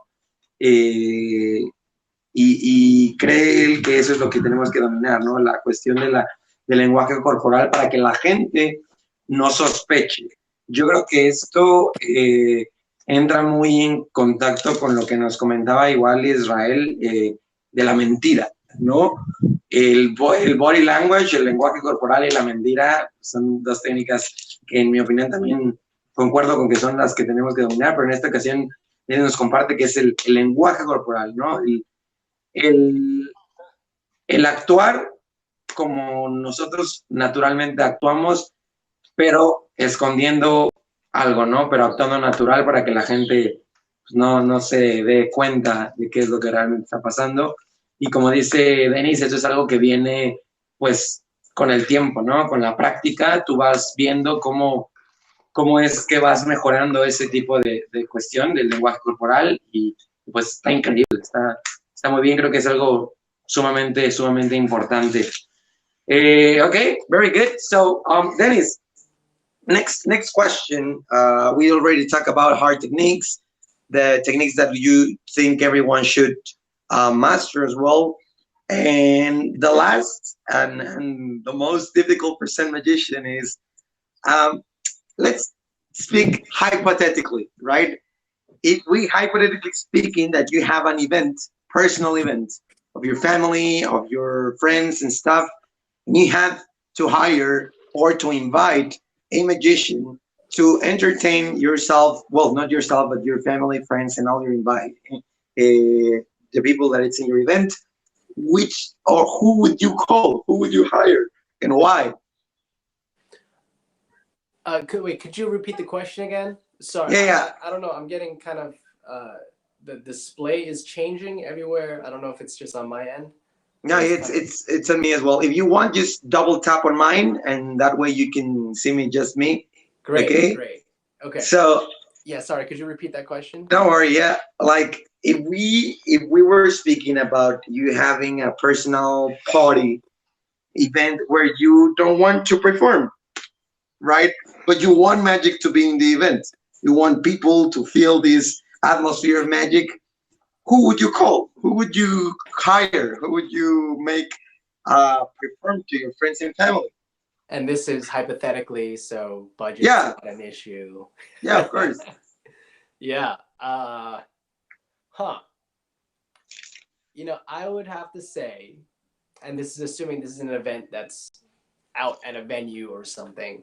I think if I were to really want to impress my friends and family, and I keep a little bit of realism, I would want to hire Gregory Wilson. Do you know? Oh my God. Work? Oh man, like that guy is a great magician, like corporate wise, like just watching some of his lectures and his persona, his charisma, and also his what do you call it? His authoritative presence, where you will pay attention when he's doing magic.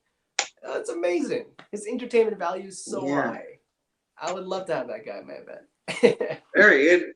We're having an interview with him actually. If you want to join us, that would be amazing. We'll have it. Yeah. Yeah. So whoa, that's true. Gregory Wilson has such a high presence when he's performing. It's like you say, you will pay attention because he's there and he will make you pay attention to what he's doing, right? Yes. So yeah, it's a great magician, great entertainer, great mind, right? His work is just wonderful. That's actually one of my favorite magicians as well. So great, that's very good. Chicos, el mago que le invitaría a una fiesta, Gregory Wilson. Gregory Wilson, ya todos lo conocemos, ¿no? Bueno, creo que todos lo conocemos, es un máster en este ámbito y él dice que si él quisiera impresionar realmente a su familia, él contrataría a Gregory Wilson. Okay, that's really good. So that was our last question of this interview. Did you have fun in this thing? Yeah, honestly, this is a great conversation.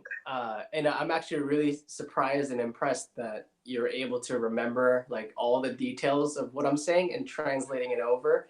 Because some of them were really long answers, but you're able to retain all that. So I try to keep the pieces master of information that among the chart, and then those pieces will give me the rest, right?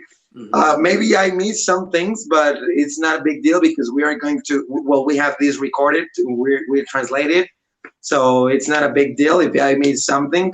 But yeah, I was a simultaneous translator for a convention that was for mature fields in the petroleum industry. So I have a little practice like translating things. I was an English teacher as well, so it's good. That's so great. Here in the chat, we have a chat. There's a guy, Luis Avila. He wants to know. He says like how to start booking shows at bars, restaurants, or private events. If you have an advice for him to do this, he would love you to share with him. Sure. I think this is a question to ask a lot of different performers, and they're all going to give different answers. So I just want to preface it with that. I think if you want specifically bars and restaurants, what would be great? There's two things, right? One, what I tell everybody is to use social media for exposure, right? And to also fit your brand of your content towards what you might find people that are in that industry might look at. That's one, obviously. I think social media is a great way to get exposure. It's your modern portfolio. But second, this is also a really, really interesting idea that I heard, especially being out in New York for me. I don't know what it's like for you, Louis, but I was told that, okay, so you think about how many people go to bars and what time of day they go to these bars and restaurants, right? Let's just say bars, okay? You think about like happy hour and when people leave work, when people are out of work, you want to time it so you also go to those bars. You might want to go with a friend or two, go with like a group of friends to also just obviously just be with them and hang out with them, but start showing magic. Start showing magic at the bar. Start to perform for your friends, and then sooner or later, you're going to start showing the people next to you, to the left and right of you, the people that you don't know.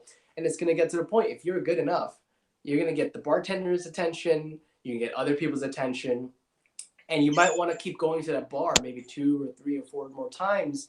And once you become well acquainted with the bartender and people that might be regulars at the bar, you might want to strike up that conversation like, hey, listen, like, you like my magic.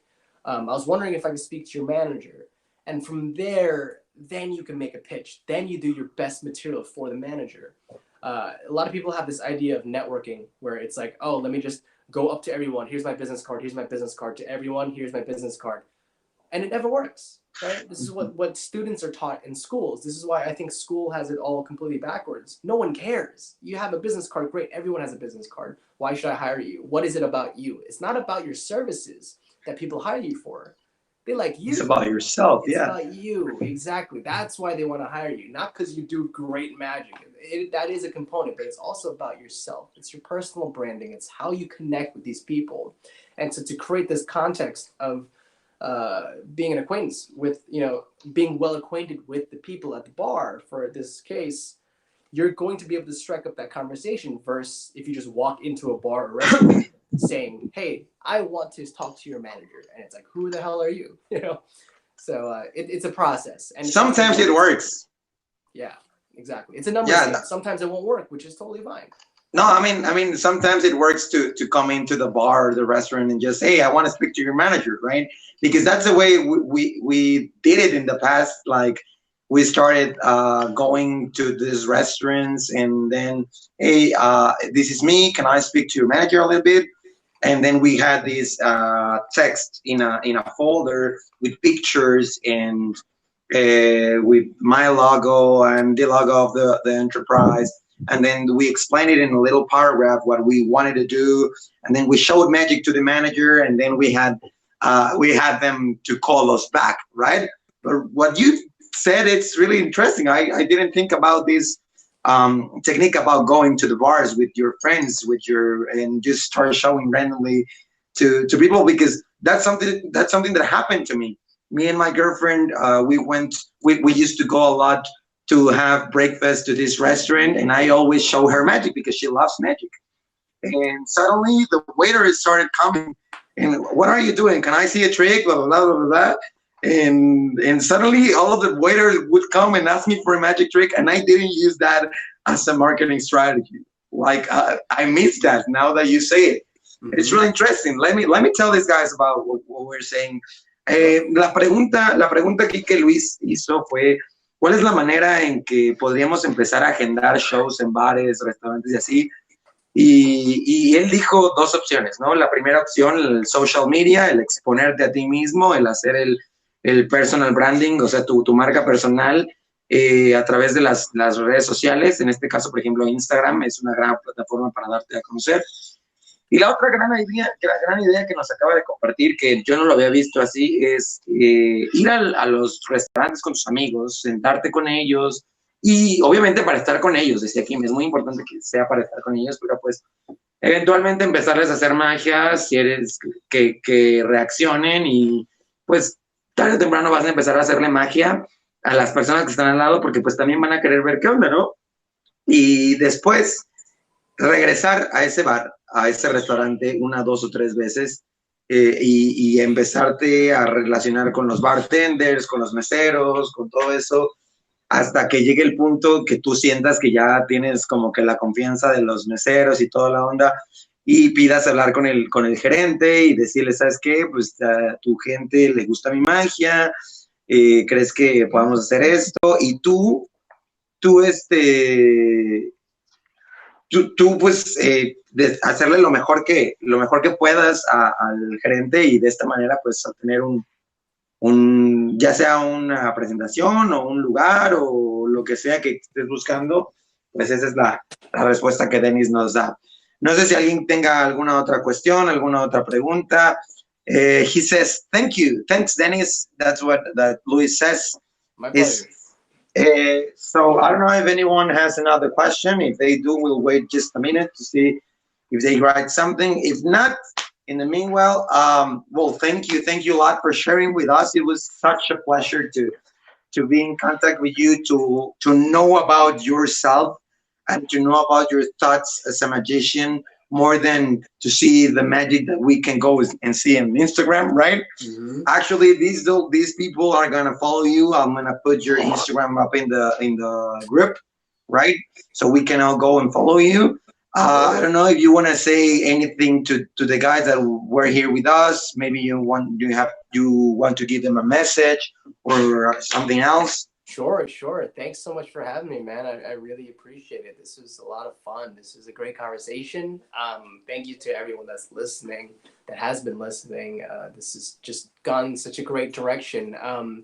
If we have a bit of time, I was wondering if I could try something on you. Yeah, of course. It's very experimental, but I just want to try it, see if it works.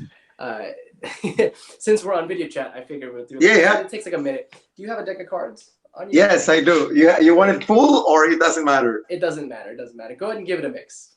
Okay, I'll give it a mix. Yeah. Oh, awful. Good. Great. Are you? Oh yeah, you can keep shuffling. Just let me know when you're ready. I'm ready. Okay, Sure? I'm ready. You're absolutely sure. Here, go ahead. Okay, let's just make sure it's very well shuffled. Here, go ahead and just like show the cards on the screen just to make sure that it's. You like how it's shuffled? It doesn't matter. What? Just kind of go through the deck. Okay. I just want to make sure to verify like you like how it's shuffled. Yeah. Yeah. Okay. Great. Cool. Here, let's try this. You have a table in front of you? I have my mat here. Great. Great. What I want you to do is start to deal cards into one pile, one at a time, face down. Yep. Just keep doing that. Cool. Yep. And you could do it from the middle. You could do it from the bottom. You could kind of do it from any point in the deck. I just want you to do it one at a time. So you're basically just cherry picking cards. And whenever you want, you can also stop. But wherever you stop, we're going to get rid of the rest of the cards in your hand. You happy there? Yeah. Are you sure? Yeah. Okay, it's up to you. Go ahead and pick up that pile. Okay. So you have this small packet of cards, right? And I want you to face it towards yourself. Make sure I don't see it. Kind of like go through the cards, right? Kind of like you have a hand, right? And what I want you to do is look at any one of those cards. Any one of those cards. And I want you to take it out. I'll take it out. Yep, take it out and put it at the very face of the pile. Yep, right at the bottom. Perfect. So that's the only card you're looking at, right? Yeah. So are you happy with the card you chose? Yes. Because that is the card you chose. Great. Don't forget it. So to make sure that I definitely won't know what card it is, give the cards a cut. Okay. If you want to give the cards another cut, you can if you want. If you want to give it another cut, you can if you want. Okay. You could cut it as many times as you want. You can stop wherever you like. You like that? Ready. Okay, great. Here, let's make sure that, let's hope that it was well mixed. Go ahead and fan it out for me. And for yourself as well, just to make sure that we, it's fair to say that there's no way that I could have kept track of what card. You don't have to share it anymore, but what card you thought of, right? Of course. But you're thinking of the 9 of Hearts. Oh my God. Yes! That was the one. I love it. What the fuck did you do? Oh, sorry. What the hell did you do? I think I know what you do, but I'm not sure. All right, that's all I wanted to share. But that was great. That was great. You know what? I was hired to do an online show for a restaurant. Yeah. Very good. Very good. Yeah. Very good. I like it. I like it. I like it a lot because it's interactive magic through the screen. It's kind of like adapting to the times, right? Yeah. This is all we can do now. So. Exactly. Yeah. That's really cool. Vieron, chicos, me hizo un truco bien chilo. Ahí luego vamos a ver si nos pasa por ahí. Very good. Very, very good. I like it. I love it. So Yes, thank you for that. That was great. That was great. I'm still a little bit confused. I think I know, but I don't know. So I'll message you after we finish this. Dennis, thank you a lot. Thank you a lot for sharing with us. Thank you a lot for being here. Thank you a lot for spending 2 hours with us. Right? It was a great experience. It was a great pleasure. So much fun. So much information that I keep personally from here. I'm sure these guys will keep them as well. I just want you to know my partners. Cross, si puedes por ahí poner tu cámara para que Dennis te conozca. Cross is the man that I started with this project. He's the one that actually has been making this thing work out as it has been. He's like the chief of this thing. We both started with the feeling of giving people an opportunity to perform in some other places. We started with 5 magicians. We started, it was Cross, it was me, it was Spandiari, Samuel as performers, and we call them the Apple Brothers because their last name is Apple in Spanish, Manzano, hermanos Manzano. So the Apple Brothers, we were 6. We had we started with 4, 5, 6 restaurants, and right now we have 48, if I'm not mistaken, Cross, 48 restaurantes, right?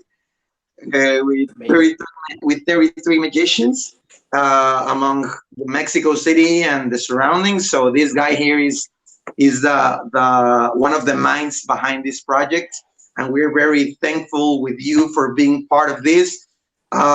We will ask you for your mail address as well when they open up the boundaries and we can sell products. Well, we can send products, abroad.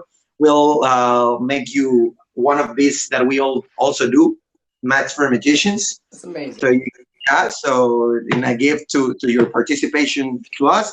And please wait for your invitation for our convention here in Mexico that is coming soon. Oh yeah, I'm excited. I would love to play so I'll message you those details. Yeah.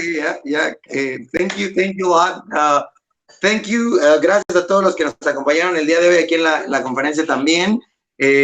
Cross, pues ya sabes, aquí andamos. Si les quieres dar también otro mensaje por ahí, si no te escucho nada porque no tienes tu micrófono activado.